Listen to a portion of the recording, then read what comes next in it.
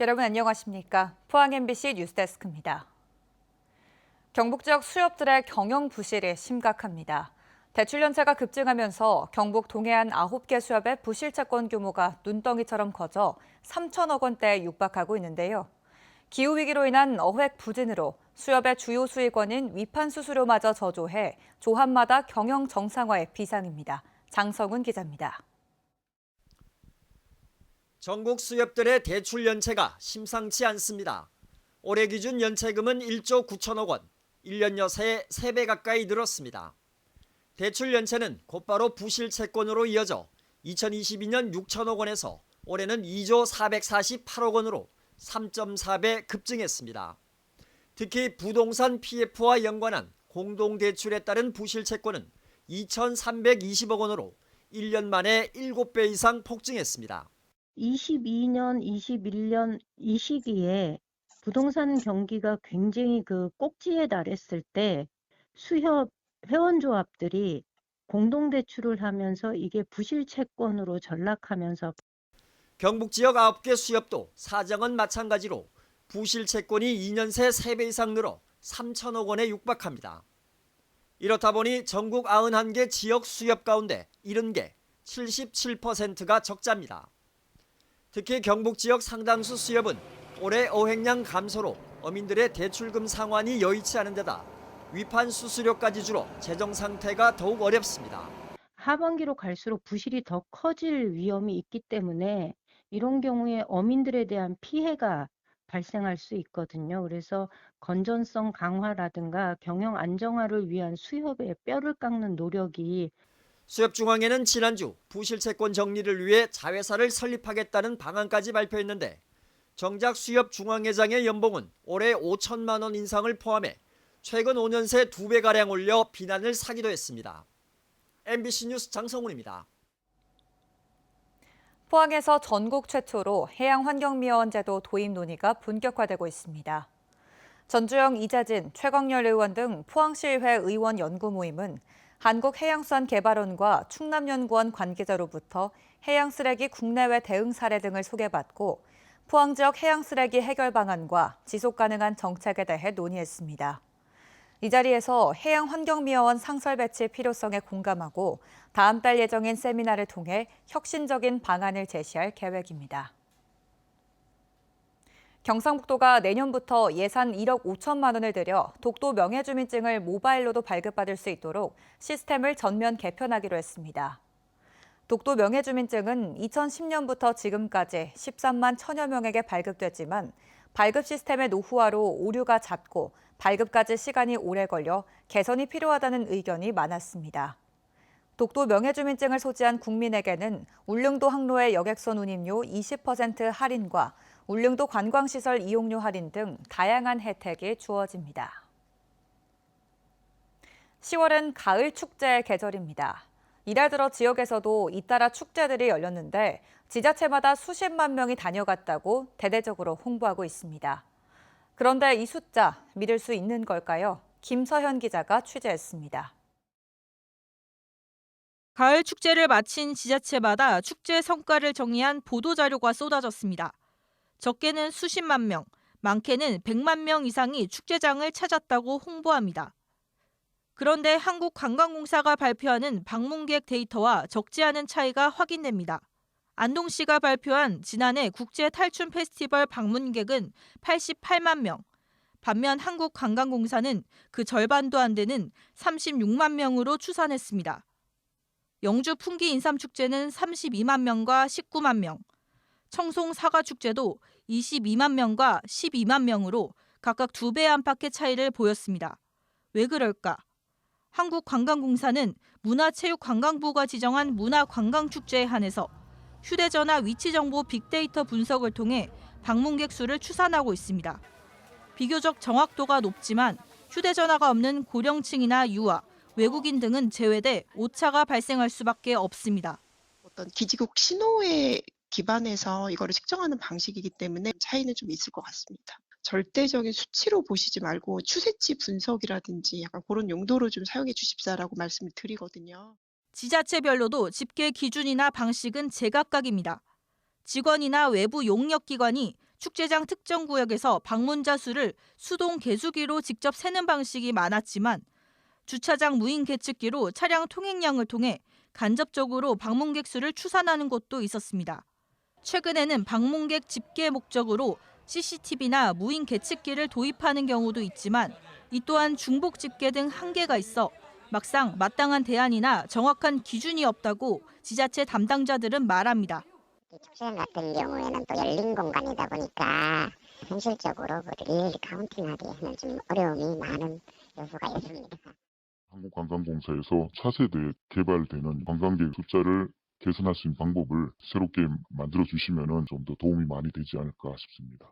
지역 축제 성과가 단체장의 치적으로 인식되는 면이 있다 보니 지자체 간 경쟁 속에서 방문객 수가 부풀려지는 경우도 배제할 수 없습니다. 축제 성과를 평가하는 지표 자체를 관광객 수에서 소비 지출 액수 조사나 지역 인지도 상승 조사 등으로 다양화할 필요가 있다는 의견도 나옵니다. 문객 수는 객관화시키기가 굉장히 어렵습니다. 축제가 얼만큼 지역에 기여했는지, 이미지를 높였는지, 그다음에 축제 컨텐츠들을 개발하는데 얼마나 기여했는지 하는 그런 성과 쪽에다 포커스를 맞추는 게 맞을 것 같아요.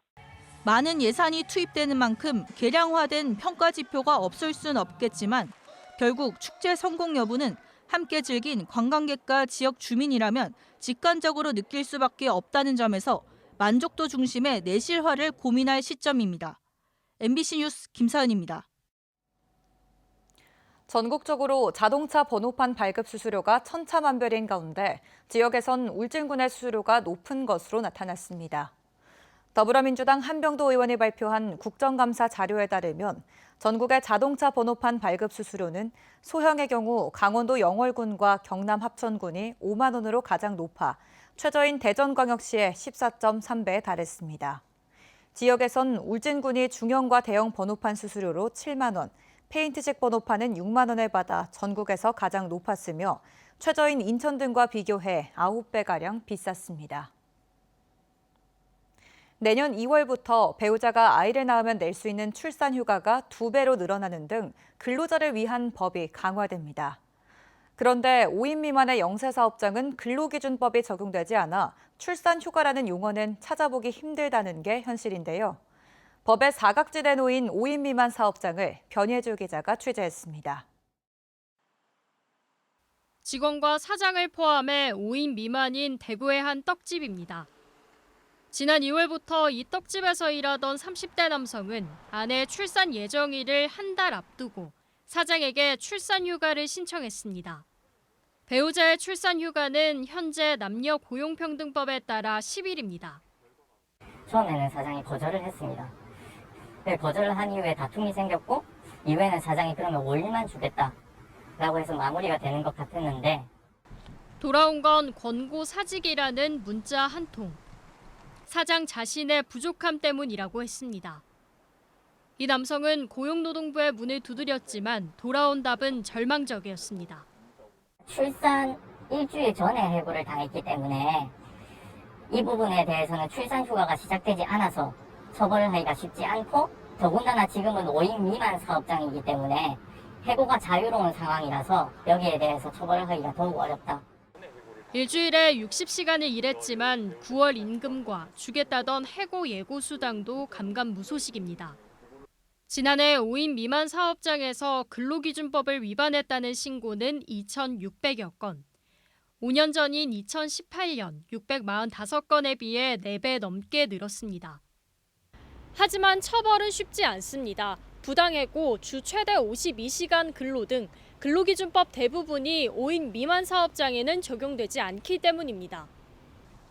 법의 사각지대에서는 지켜야 할 법도 제대로 지켜지지 않습니다. 사장은 의무사항인 근로계약서도 제대로 쓰지 않았고 4대 보험 가입도 외면했습니다. 사장은 출산휴가의 경우 고용노동청에서 기각됐고 다른 사안은 변호사를 선임해 법률 검토 후 적절히 대응하겠다고 밝혔습니다. 적용되는 조항에 대한 것을 이유로 삼지 않고 5인 미만 사업장에서 언제든지 해고가 가능하다라는 그런 제도상의 미비점을 악용해서 그렇게 해고를 한 것이다. 내년 2월부터는 배우자가 출산하면 휴가가 10일에서 20일로 늘어납니다. 근로기준법을 5인 미만 사업장에도 적용하도록 하는 법안이 잇따라 발의되고 김문수 고용노동부 장관도 영세 사업장에 대한 근로기준법 강화 필요성을 강조했지만 갈 길은 멀어 보입니다. MBC 뉴스 변예주입니다. 포항시는 저출생 지원 사각지대에 있는 소상공인들을 위해 대체인력 인건비를 6개월간 최대 1,200만 원까지 지원합니다. 지원 대상은 올해 1월 1일부터 출산한 소상공인 및 배우자로 포항시에 거주하며 경상북도 내에 사업장이 있어야 합니다. 지원금 신청은 경북도 모바일 앱 모이소를 통해 하시면 됩니다. 경북교육청이 코로나19 장기화로 심리적, 정서적 어려움을 겪는 유아들을 위해 하반기에도 상담과 치료비를 지원합니다. 대상자는 공사리 유치원의 유아들이 교육활동 중에 보이는 행동을 관찰한 뒤 심사를 통해 선정하며 해당 유아에게는 전문 상담기관 치료비 등 최대 50만 원을 지원합니다. 지난 3분기 대구와 경북의 땅값이 2분기보다 올랐지만 전국 평균 상승률의 절반 수준인 것으로 나타났습니다. 국토교통부가 발표한 2024년 3분기 전국 지가 변동률 및 토지 거래량에 따르면 대구는 2분기보다 0.31%, 경북은 0.27% 올랐습니다. 같은 기간 전국 땅값은 0.59% 올랐습니다. 서울 0.87%, 경기 0.66%의 상승폭을 기록한 두 곳만 전국 평균보다 높고 나머지 시도는 평균을 밑돈 가운데 제주는 땅값이 0.17% 내렸습니다. 경주시 환경미화원 공채에 197명이 지원해 40대 1의 경쟁률을 보였습니다. 경주시는 다음 달 서류와 체력 심사, 오는 12월 인적성 검사와 면접을 거쳐 5명을 최종 선발할 예정입니다. 경주시는 올해 환경미화원 채용 과정에선 단순한 체력 평가를 넘어 직무 적합성과 인성을 종합적으로 평가한다고 밝혔습니다.